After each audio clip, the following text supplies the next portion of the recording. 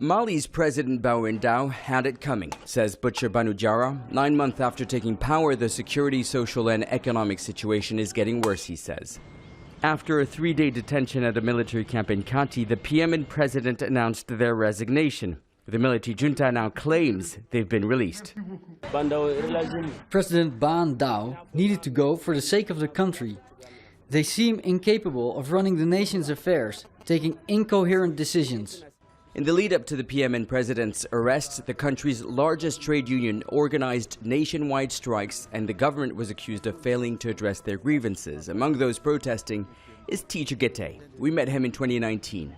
3 years on, his demands for what he calls decent wages have still not been met.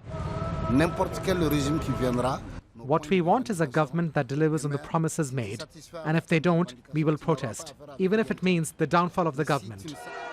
Just before the junta overthrew President Keita last August, crowds looted homes of politicians and destroyed the National Assembly. The National Assembly is just a stone throw away from here. We cannot film it because it's being guarded by the military. The Parliament of Mali has become a symbol of not the rule of law, but rather of greed and corruption, with many here believing that elected officials amass wealth off the back of the Malian people instead of protecting the interest of the people.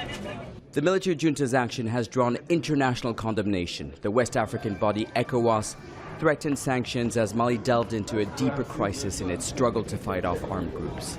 Young Malians are upset with their leaders' inability to lead. It's humiliating to see the way our military is acting.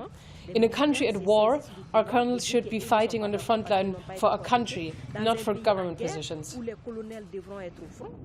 60 years after gaining independence from France, Mali is still dependent on French and UN troops to ensure security that the state has so far failed to provide. Jazeera is among those Malians who see in this crisis an opportunity to bring back a strong state that works not against, but for the people. In the meantime, he says, some sacrifices have to be made. Nicolas, Haque, Al Jazeera, Bamako.